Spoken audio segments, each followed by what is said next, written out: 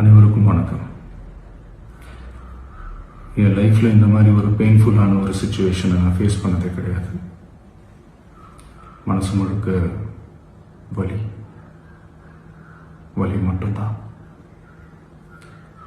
இந்த சுற்றுப்பயணத்தில் என்னென்ன மக்கள் பார்க்க வராங்க, அதுக்கு ஒரே ஒரு காரணம் தான், அவங்க என் மேலே வச்சிருக்கிற அன்பும் பாசம். அந்த அன்புக்கும் பாசத்துக்கும் நான் எப்பவும் கடமைப்பட்டிருக்கிறேன். அதனால தான் இந்த சுற்றுப்பயணத்தில் மற்ற எல்லா விஷயங்களையும் தாண்டி மக்களுடைய சேஃப்டி, அதில் எந்த காம்ப்ரமைஸும் பண்ணிடக்கூடாதுன்றதுக்காக தான் அது என் மனசில் ரொம்ப ஆழமாக இருக்கும் அந்த எண்ணம்.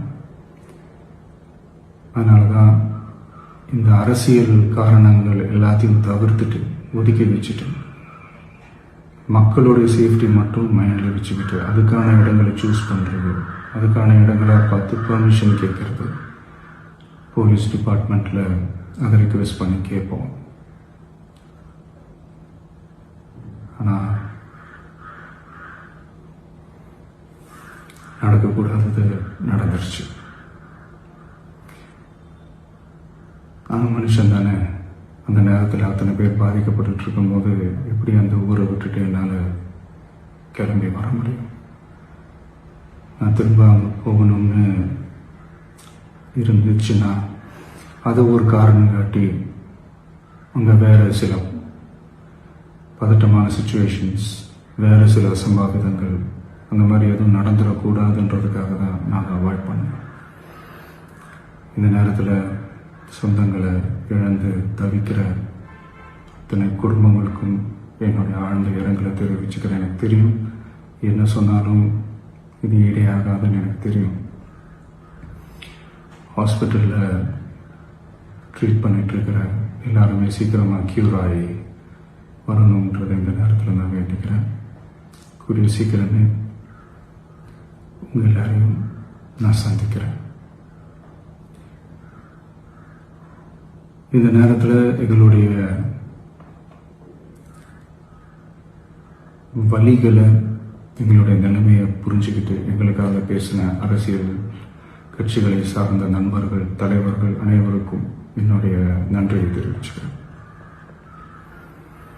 கிட்டத்தட்ட ஒரு 5 மாவட்டத்துக்கு பிரச்சாரத்துக்கு போனோம். இந்த மாதிரி எதுவுமே நடக்கல. ஆனால் கரூரில் மட்டும் ஏன் எப்படி நடக்குது, எப்படி நடக்குது? மக்களுக்கு எல்லா உண்மையும் தெரியும். மக்கள் எல்லாத்தையும் பார்த்துக்கிட்டு இருக்கிறாங்க. கரூரை சேர்ந்த அந்த மக்கள் அந்த உண்மையெல்லாம் வெளியில் சொல்லும்போது எனக்கு கடவுளே நேரில் வந்து இறங்கி அந்த உண்மைகள்லாம் சொல்கிற மாதிரி எனக்கு தோணுச்சு. சீக்கிரமே எல்லா உண்மைகளும் வெளியில் வரும்.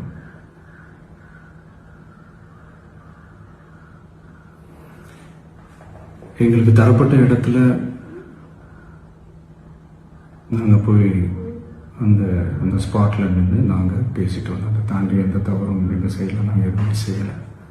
பட் இருந்தாலும் எங்கள் கட்சியை சேர்ந்த நிர்வாகிகள், தோழர்கள் மேலே எஃப்ஐஆர், அது மட்டும் இல்லை சோஷியல் மீடியாவை சேர்ந்த நண்பர்கள், தோழர்கள் அவங்க மேலே எஃப்ஐஆர்லாம் போட்டு இப்போ பிடிச்சிக்கிட்டு இருக்கிறாங்க.